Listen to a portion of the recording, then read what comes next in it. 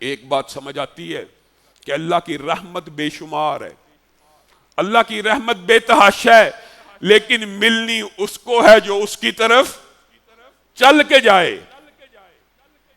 جو اس کے رستے پہ آ جائے، جو لوٹ آئے۔ توبہ کا یہ پہلو ہم اگنور کر دیتے،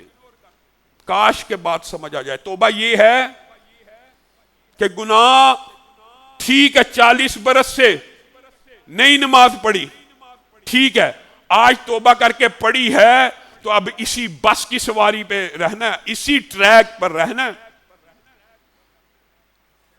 ٹھیک ہے 40 برس یہ گناہ کیا، چھوڑنے کا آج ارادہ کیا تو اب اسی ٹریک پہ رہنا ہے۔ یہ بڑی عام فہم بات ہے، محدثین نے بڑے پیارے انداز میں سمجھائی ہوئی ہے، لوگوں کو اس بارے میں اشکال ہو جاتا ہے۔ اس کا کیا مطلب ہے؟ توبہ کا مطلب یہ ہے بالفرض آپ گجرانوالہ سے، سیال کوٹ سے، پنڈی سے، اسلام آباد سے لاہور آنا چاہتے ہیں، لاہور، اور آپ ایک ایسی بس پہ چڑھ جائیں جو ملتان جا رہی ہو، اور کنڈکٹر آپ کو تھوڑی تھوڑی دیر بعد بتاتا رہے یہ بس ملتان جا رہی ہے، آپ کے نہیں میں نے لاہور جانا ہے، لیکن بس نہ بدلیں، جانا آپ لاہور چاہتے ہیں لیکن بس نہ بدلیں، آپ کبھی لاہور پہنچیں گے؟ کبھی ساری زندگی بھی لاہور نہیں پہنچیں گے۔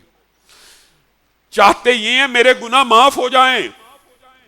ان گناہوں کی معافی کے لیے اللہ تعالیٰ نے ایک بس، ایک ٹریک بتایا ہے، صرف ایک ہی ٹریک ہے کہ زمین سے لے کے آسمان تک گناہ لے کے آؤ، میرے سامنے آ کے کہہ دو معاف کر دے، میں معاف کر دوں گا، لیکن دوبارہ اس ٹریک کے اوپر نہیں چڑھنا، پھر اسی ٹریک کے اوپر رہنا ہے جو رب کے پاس لے کے جا رہا ہے۔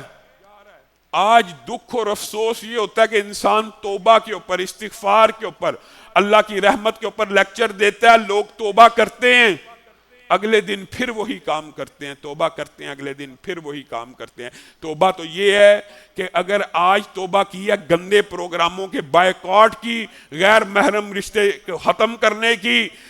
حرام کھانے کو ختم کرنے کی، لوگوں کا مال واپس کرنے کی، آج سارے گناہ جتنے آپ نے کیے ہیں اس کی توبہ کرنا چاہتے ہیں، لیکن موبائل سے وہ گندے پروگرام ڈیلیٹ نہیں کیے، وہ رشتے اور تعلقات منقطع نہیں کیے، وہ گناہ کہ جن کو سوچ کے جسم کے اوپر لرزہ طاری ہونا چاہیے، ان گناہوں کو سوچ کے لذت لی جا رہی ہے۔ یہ کوئی توبہ نہیں، اللہ سے مذاق ہے۔ توبہ تو اللہ تعالیٰ ایسے قبول کرتا ہے، رسول اللہ صلی اللہ علیہ وسلم نے فرمایا اللہ کو اپنے بندے کا اپنی طرف واپس پلٹ آنا اتنا پسند ہے، اتنا پسند ہے، اور رب تعالیٰ اتنا خوش ہوتا ہے بندے کے واپس پلٹنے کے اوپر۔ اس کی مثال دی ہے، رحمان کی مثالیں رسول اللہ دے رہے ہیں۔ ایک صحرا ہو، ایک جنگل ہو، اس کے اندر ایک سواری ہو، اس کے اوپر انسان کا کھانا پینا پڑا ہوا ہو،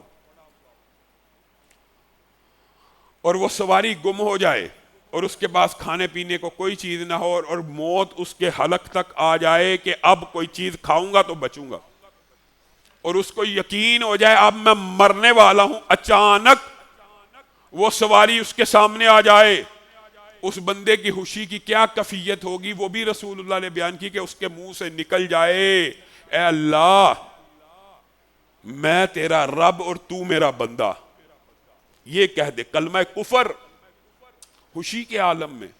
جذباتی ہو کہ اللہ تعالیٰ تیرا شکر ہے تو نے مجھے یہ سواری واپس کی، اور منہ سے یہ الفاظ نکل جائیں میں تیرا رب تو میرا بندہ۔ یہ خوشی کی وہ کیفیت ہے